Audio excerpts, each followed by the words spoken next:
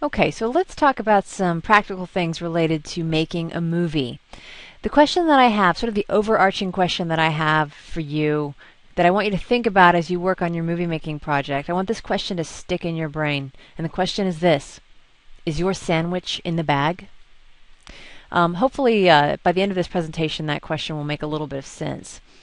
Okay, so when we're talking about making a movie, one of the things that we want to do, once we've decided what we think our movie's going to be about, what our message is going to be, what is it we're going to communicate to people, well, you want to start gathering media that support that message.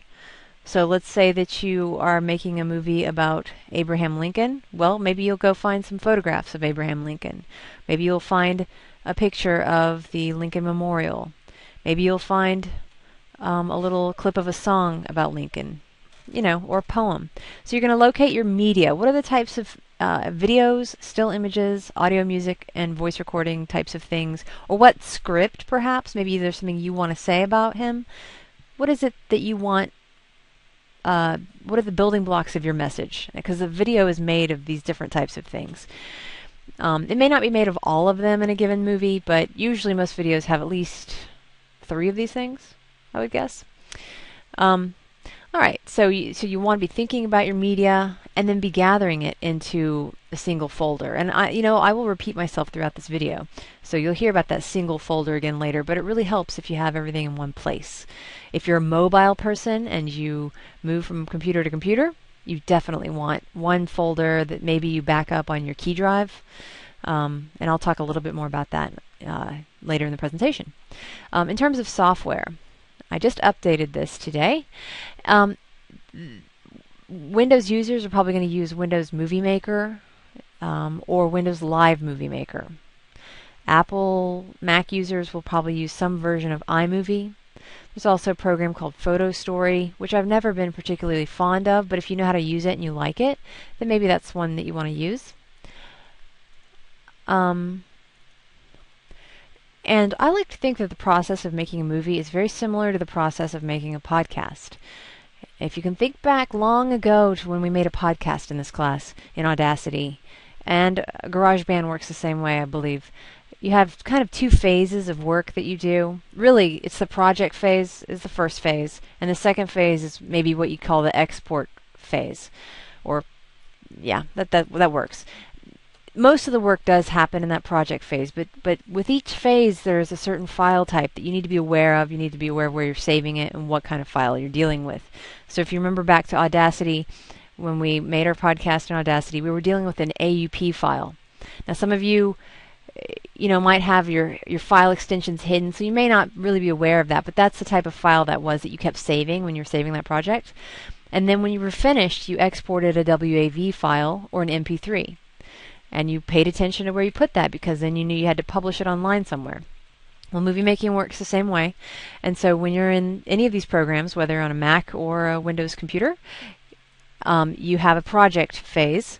And then you have, when you're finished with that project, when you're finished putting the media where you want it to go, where you want them to go, you then export.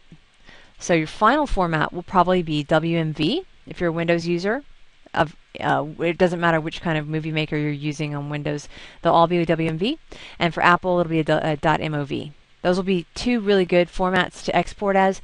You'll have other options, like AVI might be an option, but I recommend these 2 because the AVI is often larger. MOV can be pretty big too, but AVI is often bigger, and that means that you're spending a lot longer trying to upload it somewhere and having more issues perhaps. So I would recommend that you stick to these 2 file types depending on your operating system. In terms of publishing options, where are we going to put this thing? Well, I recommend that you use YouTube, and you are welcome to make your video private. When you're uploading it, you have that option. So as you're uploading that video, go in there and look on that uploading page where the little progress bar is showing your upload is 25% done. You'll see the option to make your video public, which is the default, unlisted, which means that only people with the link can see it, or private. And then if you make it private, you have to add in an extra detail when you do that and tell them that you want K-12 texters to have access, and that way I'll be able to see it. And then I'll be the only person that can see it, and then you can pull it down at the end of the semester. Be sure that when you do change the settings of your video that you hit the save button. Normally in YouTube it will automatically save after 10 seconds or something. But just to be sure, look and see if the save button's been clicked, sort of grayed out, and then you'll know that that private setting has been saved. And to test it, to see if it works, once your video is published, you can get the link to it and then open up a web browser where you're not logged into YouTube and paste it in and see if it will open. And if you're not logged in, and if you successfully made it private, then it will not let you watch it. You'll have to be either you or K-12 Texters to see it. All right, overview of the process. So what does this movie making process look like? Because we've seen a lot of videos about sort of high-level things like digital literacy and copyright and all these kinds of things. But what is it like when you actually sit down to make a movie? Well, the first thing you want to do is plan your movie. What is your message? I kind of mentioned that earlier. What's this going to be about? Second thing, gather your resources, your pictures, your videos, your audio. If there's some kind of script or poem you want to write or a song you want to sing or something you want to say, maybe you're interviewing somebody, those are all part of your resources gathering stage. Step 3, put your movie together in Movie Maker or your iMovie if you're a Mac user. And again, this is the project phase. And during the project phase, you're adding effects and transitions, you're putting pictures in, you're deleting pictures, you're adding audio, you might be pulling in some music, you're doing all kinds of fun stuff at step 3. And then once you're done with step 3 of the project phase, you export your movie as a WMV or MOV.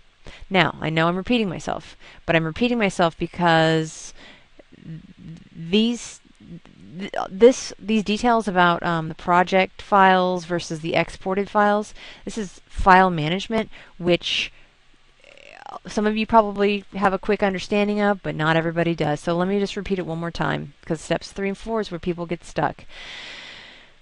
You, in the project phase, you, in Movie Maker, you've got a MSWMM file. In Windows Live Movie Maker, it's going to be, you're saving a WLMP file.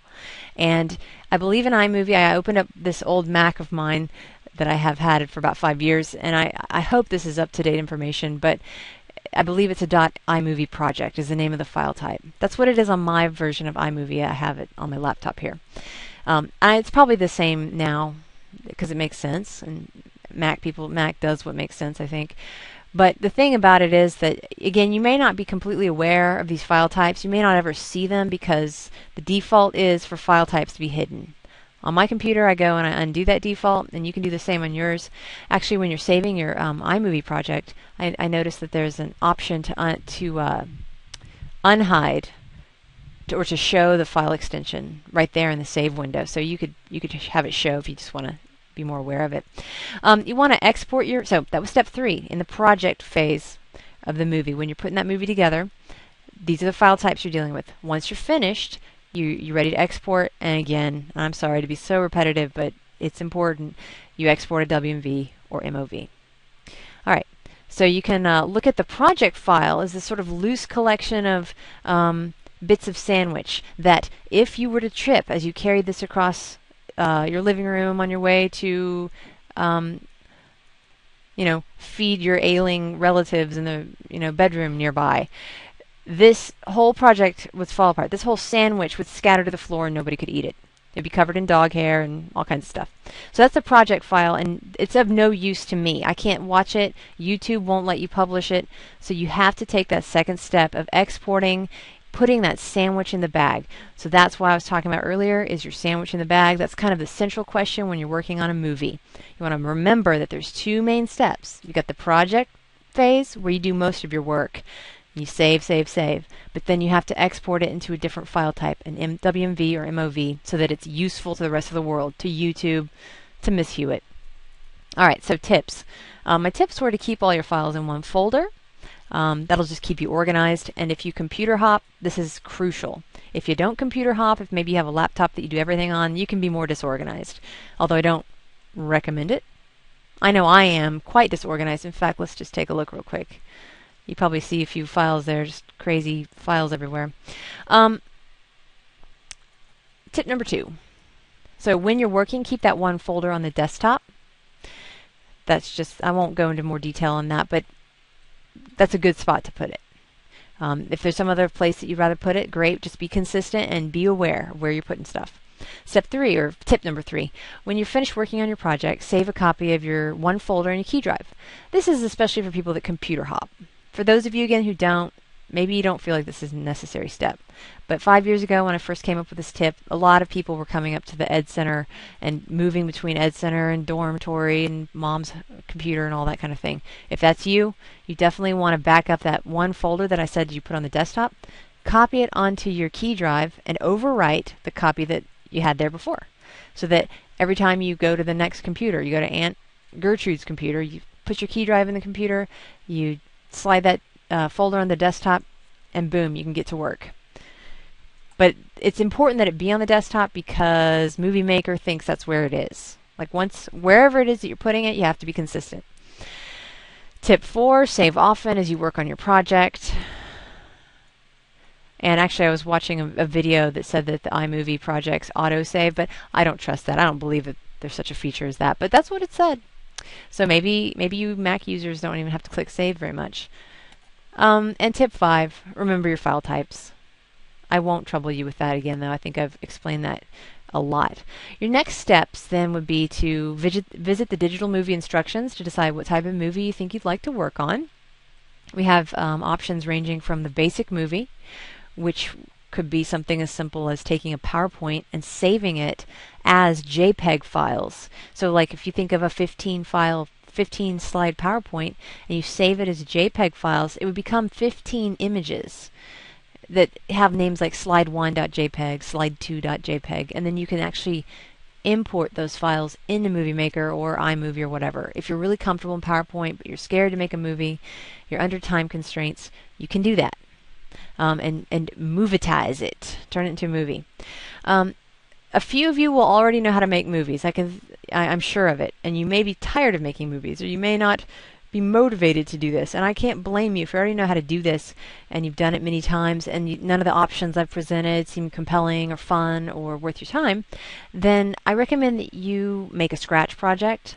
That's a multimedia project that incorporates visual computer programming, logical reasoning, mathematics, but it also incorporates multimedia concepts. So you can create games using the visual programming tool.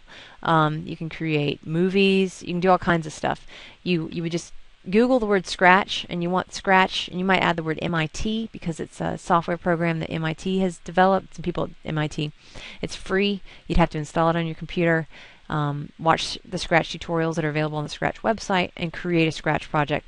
You can talk to me if you want, if you're interested in that and you want a little guidance.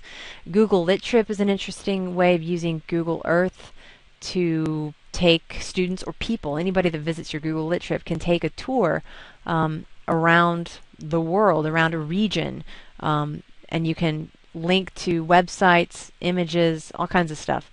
If you're interested in that, you should Google Lit Trip. First of all, just to go visit the website on it and take a look and see if that's something that interests you, and let me know if you have any questions, if that's something you'd like to try. If you want to make a 3D kind of thing, you can use Google SketchUp, for example, which is another program you have to download. There's other options, but I want you to do something that challenges you and pushes you beyond. So if you've already done movie making and you want to try something else, give me a holler, and I think I might be able to help you find something that will sort of stimulate you and challenge you. All right, y'all. Have fun.